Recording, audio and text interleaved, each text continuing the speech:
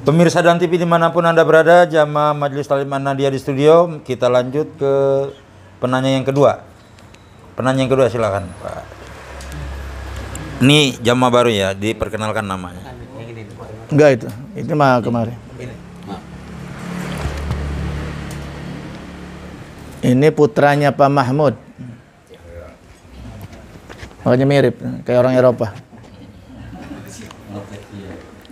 Assalamualaikum warahmatullahi wabarakatuh. Waalaikumsalam warahmatullahi wabarakatuh.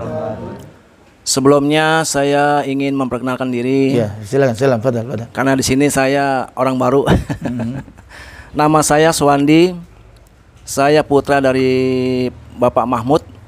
Saya berasal dari Cengkareng. Tepatnya kelurahannya apa? Sebentar Pak. Tepatnya Jalan Kayu Besar Dalam. Wah, lengkap nih. RT 013 RW 011 Kelurahan Cengkareng Timur, Jakarta Barat. Izinkan saya untuk bertanya Buya. Pertanyaannya adalah bagaimana hukumnya jikalau seorang suami mengizinkan istrinya untuk menjadi tenaga kerja wanita atau TKW di luar negeri. Mohon penjelasannya. Terima kasih. Wassalamualaikum warahmatullahi wabarakatuh. Waalaikumsalam warahmatullahi wabarakatuh. Nah, ini kasus ini banyak sekali ya terjadi ya. Dari berbagai daerah ya. Saya sering ketemu tuh kalau pulang umroh suka ya, selamat datang Bang Betai.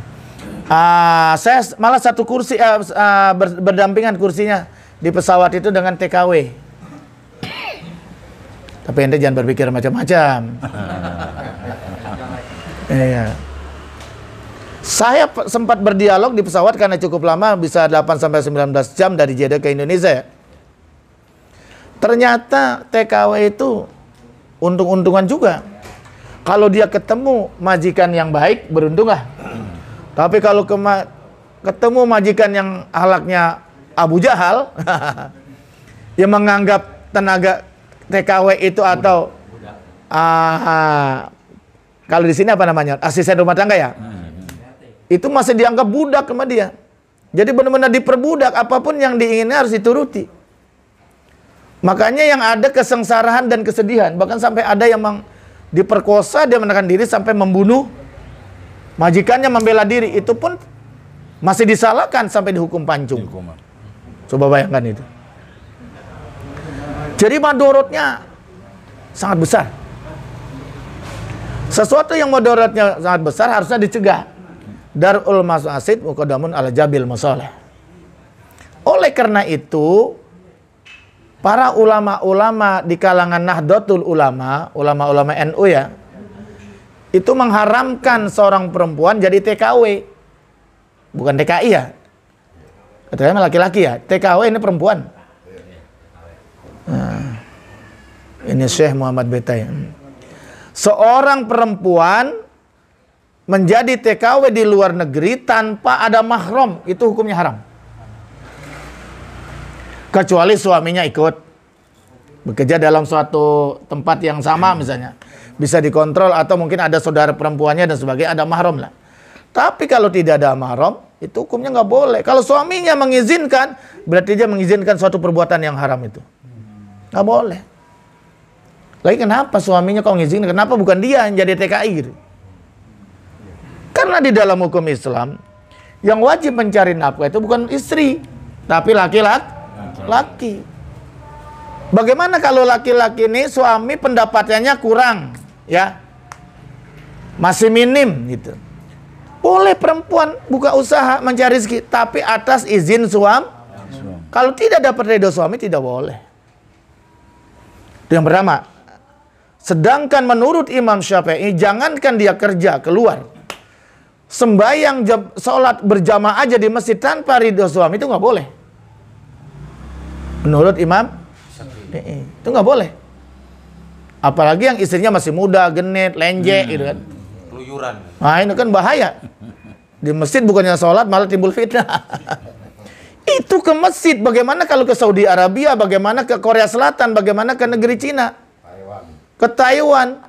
Jadi TKW tanpa mahram. Nah, ini sangat berbahaya. Suami mengizinkan, berarti suami itu dayus. Diharamkan masuk surga itu.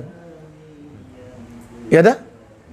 Karena yang wajib mencari nafkah suami, bukan istri.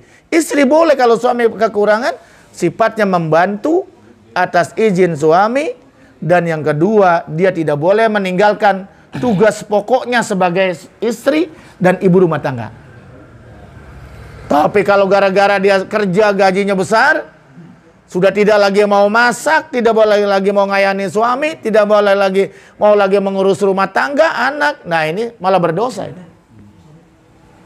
Karena tugas pokok istri itu adalah mengurus rumah tangga, mendidik anak supaya jadi anak yang soleh dan soleha, dan mengurus suami. Dan itu pahalanya sama dengan jihad.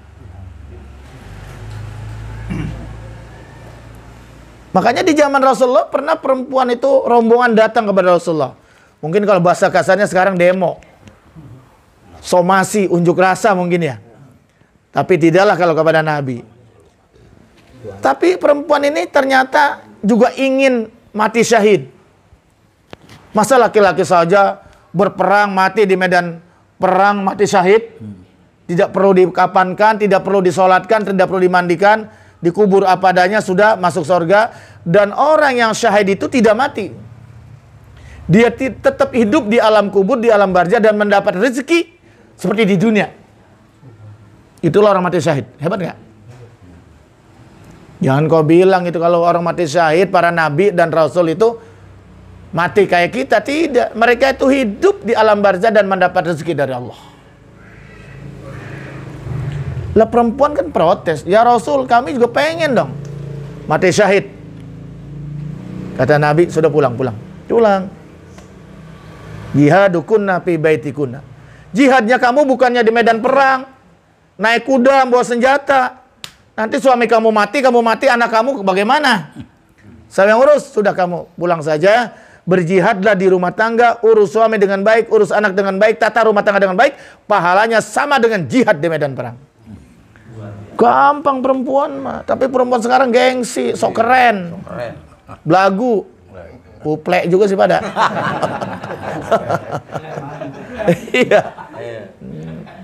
Iya. Jangan so-soan dah. Iya, so-soan pengen jadi wanita karir tapi dosa sepanjang jalan, betul nggak? Nauzubillah. Malah membangkang sama istri sama suaminya, nauzubillah. Apa artinya itu semua itu? Kalau malah menambah dosa, betul nggak? Lebih baik perempuan itu menata rumah tangga dengan baik, urus anak supaya jadi anak yang soleh dan soleha. Jadi istri yang taat kepada suami, sujud kepada Allah, betul nggak ya? Kali kalau sifatnya mendampingi, membantu boleh, misalnya kayak Pak Ade, isinya dari bendahara menata keuangan, yang enggak apa-apa, karena tidak mengurangi sebagai fungsinya sebagai istri, sebagai anak-anak. Apalagi tempatnya juga satu lingkungan dekat, nggak keluar negeri kan ya? Itu sifatnya membantu. Nggak apa-apa, bukan seakan-akan kewajiban. Suami jadi pemalas, tidak mau nyari rezeki, betul nggak ya? Istrinya disuruh keluar negeri, istrinya disuruh pergi ke kota, nyari duit sementara dia berleha-leha. Itu suami dosa semacam itu. Itu dosa. Padahal pala buat kaki kali buat kakak, mandi keringat mencari rezeki yang halal buat istri dan anak-anak, itu Masya Allah pahalanya luar biasa itu. Luar biasa. Sampai sini dikatakan, inna minadzunubi zunuban la yukaffiruha salatun wala saumun wala jihadun ila sa'ya alal iyal. Sesungguhnya daripada dosa-dosa tidak ada dapat yang mengampuni dosa itu. Salatun, meskipun kita salat, nggak bisa menghapus dosa itu. Jadi ada dosa yang tidak bisa dihapus dengan salat. Wala saumun, walaupun puasa. Wala jihadun, walaupun dia berjihad. Ila sa'ya alal iyal, kecuali dia berjuang keras memberikan nafkah kepada keluarganya. Jadi mencari nafkah dengan kerja keras yang halal, buat nafkahkan istri dan anak-anaknya, itu bisa menghapuskan dosa-dosa yang tidak bisa dihapus dengan sholat, dengan puasa, dengan jihad sekalipun. Jadi nggak sia-sia tuh, Ricky, nggak sia-sia ente nyari duit. Tapi udah punya keluarga belum? Udah punya anak. Udah, nah itu. Tidak ada yang sia-sia, Ricky. Bahkan tetesan keringat, Pak Solihin, itu akan menjadi nilai ibadah. Subhanallah. Asal rezekinya halal. Oh, luar biasa. Nggak ada yang sia-sia tuh kita ya, mencari rezeki walaupun capek. Halal demi tanggung jawab terhadap keluarga. Bahkan ada hadis yang lain, iza mata ahadukum magmuman. Iza bata. Apa bata tuh? Masuki malam. Iza bata, apabila memasuki malam. Ahadukum, salah seorang dari kalian, magmuman, resah. Mahmuman, gelisah. Ya Allah, gimana ini besok? Anak-anak mau sekolah nggak ada duit. Makan pagi gimana? Gini ya. Itu kan saking sulitnya mencari nafkah yang halal. Yang halal ya maksudnya ya.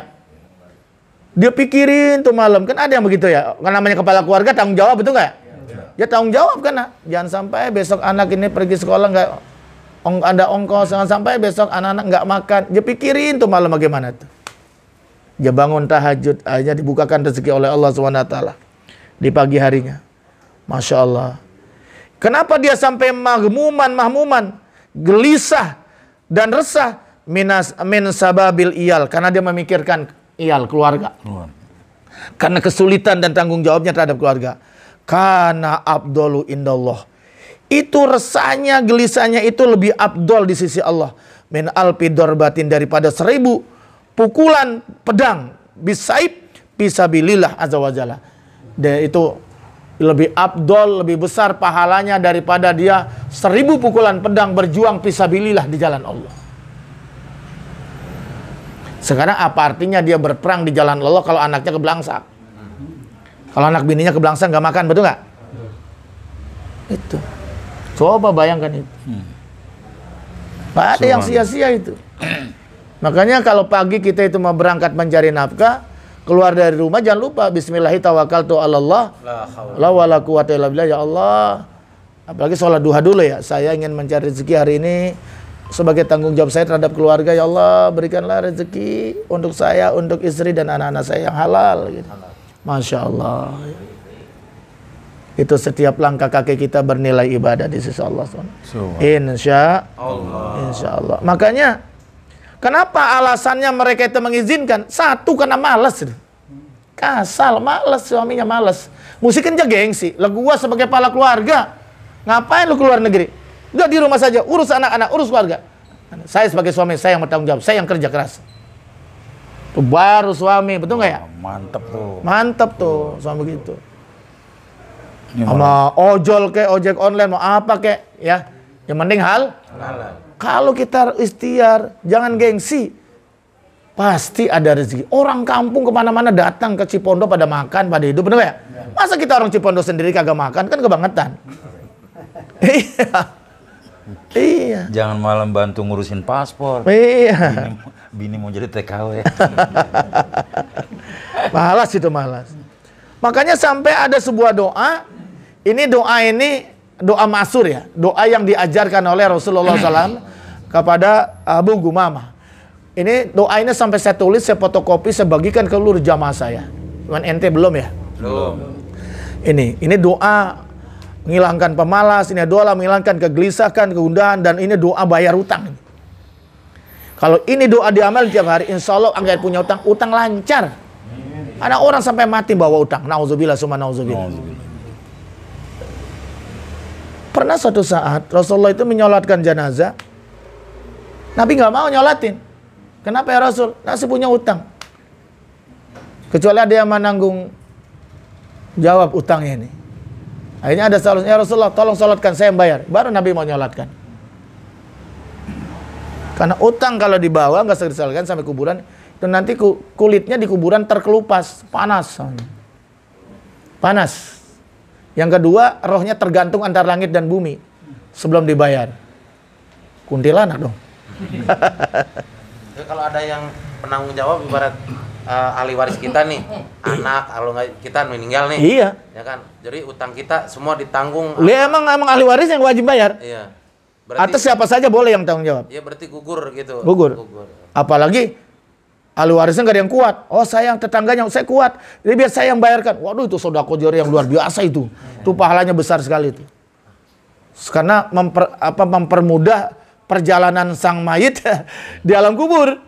Nah, keluarganya juga susah. Ya, ada yang mampu, udah biar saya yang bayarin utangnya. Wah luar biasa itu. Man yassara musliman fid dunya yassarallahu fil akhirah. Barang siapa yang memudahkan urusan orang mukmin di dunia, orang muslim jadi mudahkan juga urusan nanti di akhirat. Kita minta tolong sama jenderal di akhirat nggak bisa. Sama konglomerat nggak bisa. Yang bisa cuma Allah. Ya. Itu makanya Allahumma ini a'udzubika minal hammi wal hazan, a'udzubika minal jubni wal buli wal kasal, a'udzubika min golabatid dain wa qahrir rijal. Itu di situ ada kata huzni wal hazan, ya, gundah gulana, gelisah, macam-macam, pengecut, bakhil, kasal, pemalas. Itu semua sifat-sifat batin itu kita minta perlindungan dari sifat-sifat yang jelek, penyakit batin. Ditutup lagi wa'udzubika min golabatid dain wa qahrir rijal, dan agar kita ini terbebas dari belitan hutang. Golabatid dain, belitan hutang. Wa qahrir rijal, ya kita hidup selalu di ujung telunjuk orang. Supaya terbebas hidup merdeka. Jangan hidup di bawah telunjuk orang. Ngeri. Jadi kacung. Ini doanya. Luar biasa ini doa. Insyaallah nanti kalau saya ingat saya fotokopikan ya insyaallah. Saya bagikan. Baca. Insyaallah kredit mobilnya lancar. Amin. Kredit rumahnya lancar insyaallah. Amin ya Rabbal. Ada saja rezeki dari mana terserah. Nanti Allah yang ngasih Allah jalan. yang ngatur. Ya. Asal kita yakin dan terus dibacakan. Insya Allah. Wallahu a'lam. Bagaimana Pak Sandi? Alhamdulillah. Amin. Enggak percuma datang jauh-jauh. Alhamdulillahirabbil alamin. Demikian tadi penjelasan atas pertanyaan dari Bapak Suwandi ya, Pak Suwandi ya. Jadi pemirsa di rumah dan di studio, itulah tadi kita jangan jangan berkecil hati bagi yang ekonominya pas-pasan, yang gundah gulana. Karena kegundah gulanaan Anda setiap hari itu bisa Anda jadikan sarana untuk mengadu kepada Allah, dan itu dinilai lebih baik daripada Anda berperang jihad fisabilillah dengan berhasil membunuh musuh dengan bacokan atau sayatan pedang ke tubuh musuh beribu-ribu kali. Jadi jangan khawatir. Dan buat empok-empok, abang-abang, tolong disadari bahwa jangan nekat jadi TKW. Kalau suaminya masih mampu, suami aja suruh. Kalau udah nggak mampu suaminya, ya gimana caranya supaya mampu, gitu.